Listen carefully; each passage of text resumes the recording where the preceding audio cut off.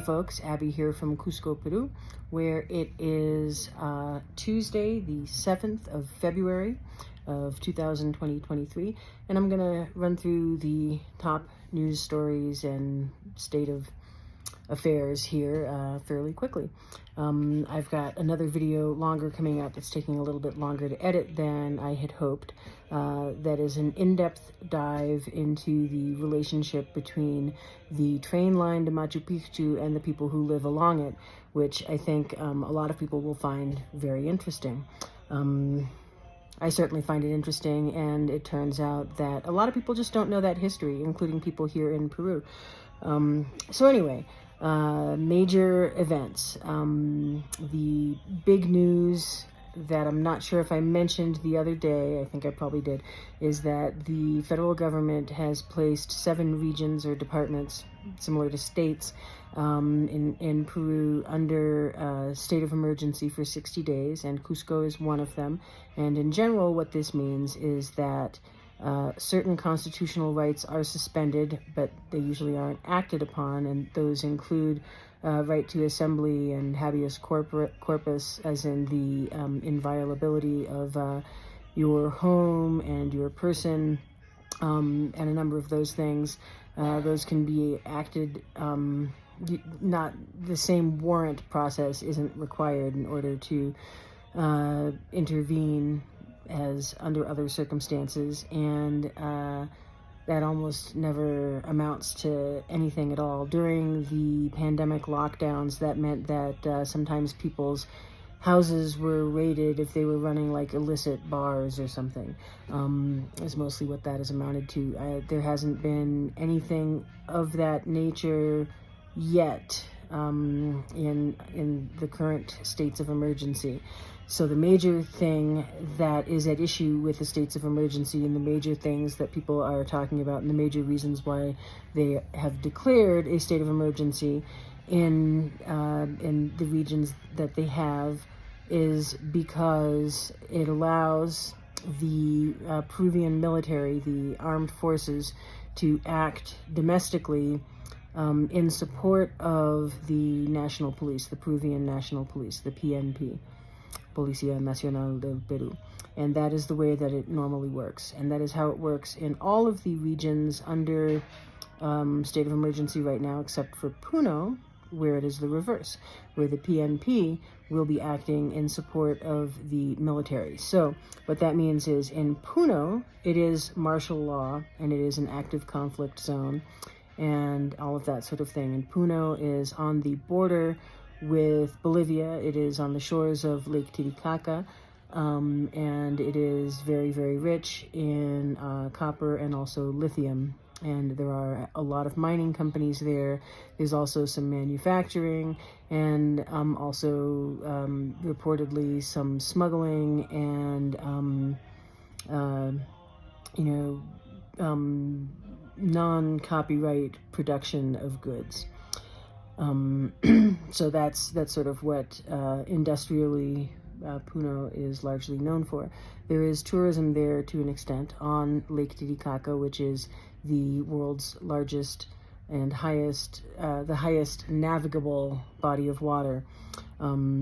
So there, and there's a lot of interesting stuff around there, but we're not going to go really long and deep into that. But suffice it to say, if you were thinking of going to Uros, which are like floating islands, or Taquile, or going around looking at a lot of the archaeological sites around the Puno area, now is not the time, because it is genuinely under martial law right now, and it is where the largest concentration of deaths in the course of all these protests have been taking place, and where there has been the most violence. So, yeah, don't maybe count on going to Puno real soon. Other than that, right here in Cusco and some of our neighboring regions, again, we're in state of emergency, but I would remind everybody that we spent more than 900 days under state of emergency in the COVID lockdowns and for COVID reasons and whatnot. So for the most part, most of that was pretty calm and chill, and it was not really a big deal. Of course, that was also under different governments, so there is always that to worry about and be concerned about. But for the most part, like I say, in Cusco, where I live, there has not been as much heavy-handed policing as there has been in some other areas. And a lot of this is, in fact, because it's a heavily tourist and tourism-dependent area, and nobody in any part of the government really wants to see the main tourist capital look like a war zone or anything like that. So, it isn't. It's stressed. Everybody is tired. You can review some past things that I have posted and past videos that I've done talking about all of that, and I thought I would give an update on where that is at. Fuel for cars, combustible is what that is called in Spanish here, combustible, which means gasoline and diesel. Supplies are pretty much back to normal at this point. And all of those vehicles, the tanker trucks full of gasoline and diesel, have been making it through, have been being allowed through roadblocks and everything, and there are no more long gas lines at gas stations and no more rationing or limits on how much people can buy. So all of that is the case. And this is day 4 of truce. Day 5 is tomorrow, and then there's more to be expected in terms of strikes coming up starting on Thursday. More on that in a little bit. Supplies are still not entirely back to normal for gas, which is liquid propane, which is used for cooking and for some hot water heaters. People have expressed some surprise that ballones, or containers, the mostly 10 kilo tanks of propane gas are what is used here instead of all electric stuff. But yeah, that's what's used. It isn't everywhere. Not all showers or termas, hot water heaters, are gas-based. Some are electric, and in fact, there's a lot of there's a lot of what I call electric death showers, which we'll talk about some other time. But they are an interesting feature of Peruvian life that I personally like to avoid because they really suck. But we have, good hot water and good hot showers for the most part. But even the electric ones often are really quite good. But yeah, the sort of the best ones with are point of use hot water heaters, tankless hot water heaters that people use here. Anyway, and yeah, gas stoves for the most part. Propane gas. So everybody uses that a whole lot. So that's not back to normal, but the distributors of gas have said that they believe it will be back to normal throughout the entire region within 2 weeks. So that includes, getting way out into the rural areas and all of that kind of stuff as well. And that'll be a return to people bringing it to you on a motorcycle and setting it up and everything, as opposed to people waiting in long lines at the gas filling plant. So that is expected to improve within 2 weeks. The head of the director of gas companies and operations for them held a conference standing in the middle of Plaza Tupac Amaru yesterday. Again, the People's Plaza. Everything goes down there, right? So he held a conference there yesterday and explained a whole lot of stuff, and that was live streamed on a lot of Cusco regional news type things. So anyway, so that's going on. And I wanted to talk for a little bit about how to tell if news is real news or fake news in Peru. And, maybe this applies more widely than just Peru.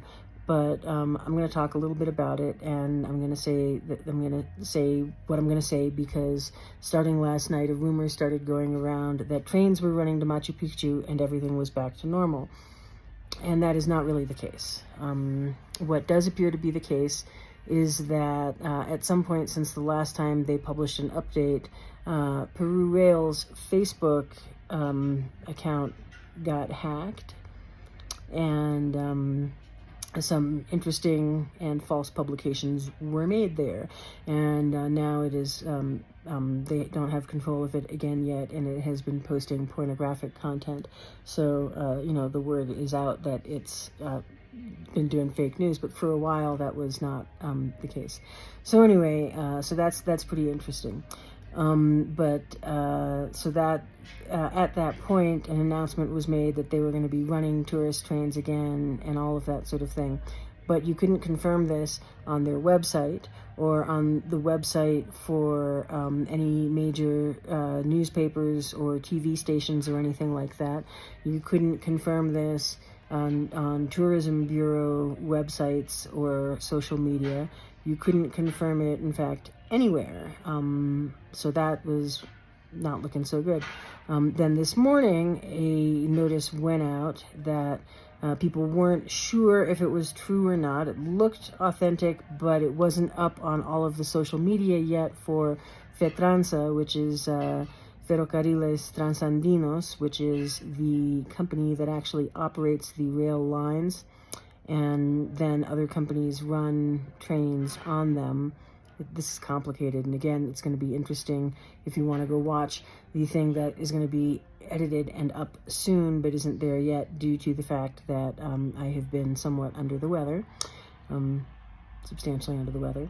Anyway, but yeah, so there was a notice that said that came out this morning around 8 a.m. saying that they were certifying the track from Pachar to Ollantaytambo and down to Machu Picchu and Hidroelectrica, which is below Machu Picchu, as usable and safe for operations to resume, assuming no further changes take place and there's no more vandalism of the track, no more major protests along it, and all of that kind of thing, which we will have to see how that goes. But for the time being, they have authorized the use of the train tracks.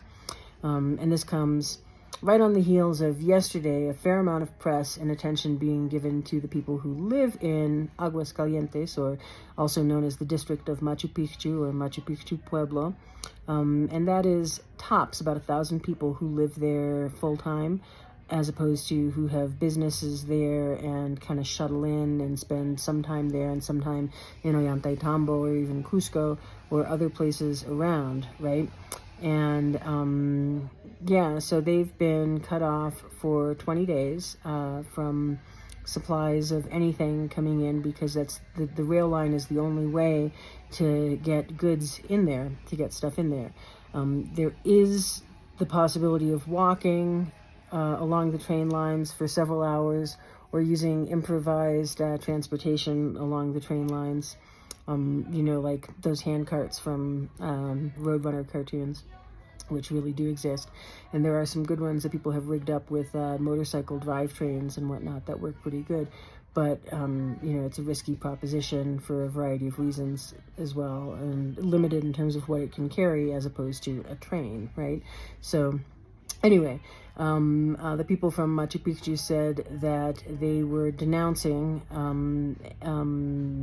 Peru Rail for not providing humanitarian service, which is one of the things that is that they are supposed to do, that they are required to do as the concession holder to operate trains along that rail line. There is another rail company as well called Inca Rail, which runs along there, but it's not the main concession holder, and it doesn't run the volume of trains, and it doesn't have the right to run local trains and all of that kind of stuff. So Peru Rail runs a couple of kinds of service, and there's tourist service, which has a variety of different classes, and then there's the local train service for people who live here, right?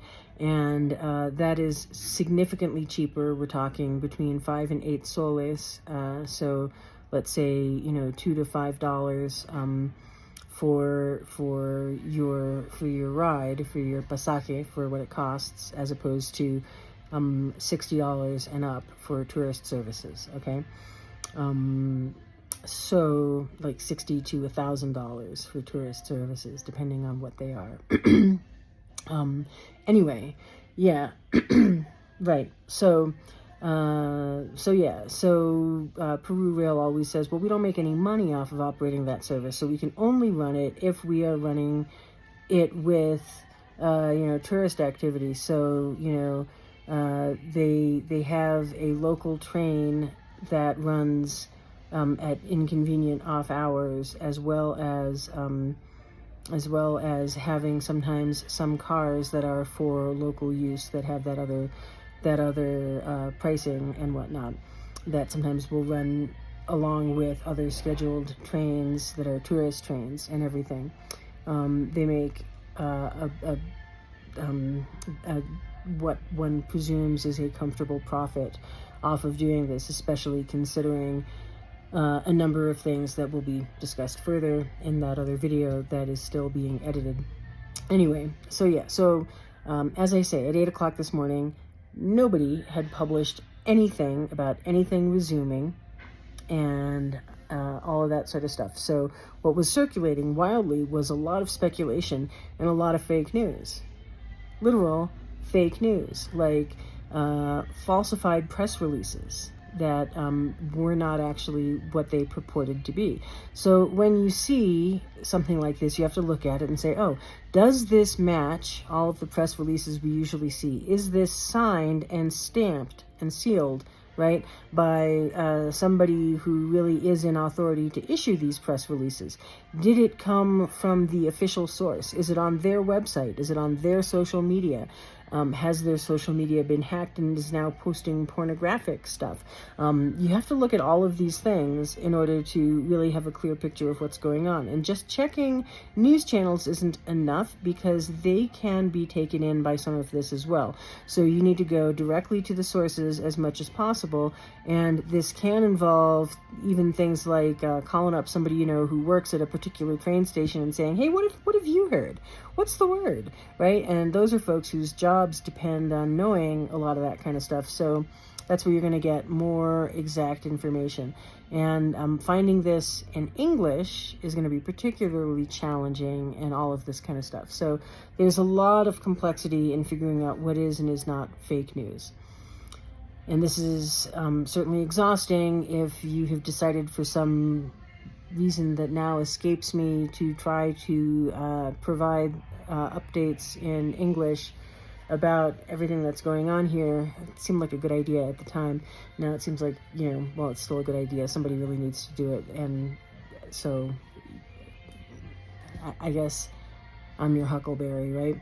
Anyway, yeah, so there's a lot involved in all of that, and probably these are things that it's good to do if you're looking to see if something is fake news or current news elsewhere and so forth. So, for instance, the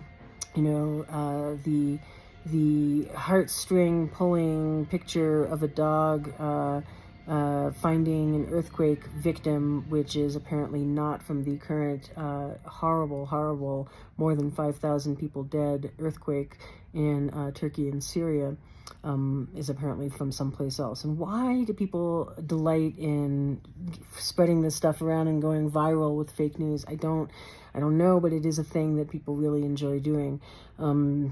So it is a thing that happens, and sometimes it's relatively innocuous, and other times it is not innocuous. So it is something to really be aware of, and all of that kind of stuff. And so I just want to say that, anybody can be prone to falling for fake news. Some of it can be very convincing, and it's important, I feel, if you have fallen for fake news, to say, okay, I shared this information that I thought was accurate, and it now has come to light that it was inaccurate, it was wrong, or it was outright lies. And so, my commitment to you all is that I will always strive to do exactly that. So, with that in mind, some more updates. 27 people have been sentenced so far in political violence, for violence committed during protests. So that includes vandalism, acts of vandalism such as, breaking store windows, throwing rocks at cars, and that sort of thing, as well as for being in confrontations with police. The word is that, there are more in the pipeline who are in prisión preventiva, which is sort of to say that they are being held pending trial and without bail, and for a potentially longer span of time. So that the thinking is that it may take a long time before they are dealt with in that kind of thing. That is a type of jail term that exists here in Peru, and that is a rudimentary explanation of it. Please don't make me try to explain all of that yet. I will in another video, again, doing more of these explainers, which, oh my god, what am I getting myself into? Yeah, so 27 people sentenced, 27 civilians sentenced in protest-related violence and vandalism. And they have been sentenced to terms between 4 and 10 years in jail, in prison. And so that's the deal. And there's a lot more in the pipeline awaiting hearing and sentencing. And some of them are group trials where they're being, tried together and the whole thing. But those are public trials that are being covered in the news media. So these are not like secret trials and secret jailings so far. Yet that we're aware of. There is word of investigations which will be conducted against police and the military for excessive use of force, but those have not proceeded yet. There's no further information about where those have gone yet. There is a new motion to impeach that a politician has started, and for which he's currently gathering signatures starting tomorrow. So the thinking is to impeach Dina Boluarte and go from there. Who knows where that's going to go.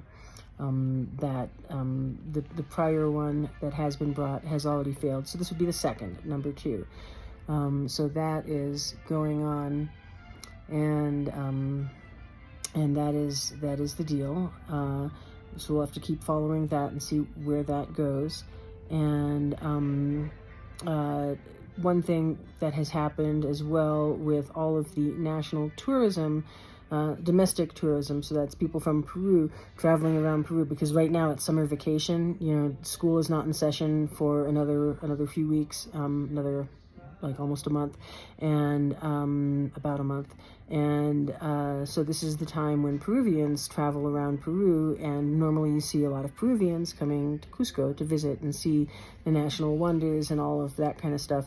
And right now, that is also not really happening, and that domestic tourism is going to other regions of Peru, in the north of Peru, and that sort of thing. And so that has a lot of people in their feelings in a lot of different ways about all of this kind of stuff, because the situation in Cusco, as far as tourism or the lack thereof, really is pretty desperate. Anyway, so later on, around 11 a.m. to noon, official word did come out from Peru Rail that they will be running some trains to Machu Picchu after all, right? And so they are referring to these as mostly hybrid service, mixed humanitarian and tourist service. I just want to explain what this actually means, right? Because Machu Picchu, the tourist attraction, the archaeological site, the citadel, is not open. It is still not open. You still can't go to the site. So you can go to Aguascalientes, you can go to the hydroelectric plant down below it, you can go to Ollantaytambo, and they can move their trains from Pacha to where they store them, and that kind of thing. So you can buy those tickets, and you can go, and you can do that travel. And you can do that travel local class, or you can do it tourist class. And so what this means as a hybrid service is that they probably have like 1, maybe 2 cars for that 5 to 8 soles price tag, the local price tag, and then the rest are that $60 plus price tag. Okay, so what that means is people who rush are going to be able to get one of the 2 trains they run on Wednesday and the 2 trains that they run on Sunday that they've announced, that they're going to have a limited number of local price 5 to 8 soles tickets, and then, a larger number of tourist priced tickets. So people who are desperate to travel and have the money can travel paying the larger fee. As a tourist, you still can't go to the site. It's still not open. That still has not been announced. As of right now, 2:16 p.m. on the 7th of February. So if it is after 2:16 on the 7th of February 2023 and you have heard that it has opened again, please don't leave me a comment and tell me. Just don't, right? Thanks. Anyway, so that's the deal. That is the deal. Today and again until tomorrow, and for the past several days, we have had a truce or a tregua in the protests and manifestations and roadblocks and all of that kind of stuff, and that has been for goods, products, and people to transit around the area.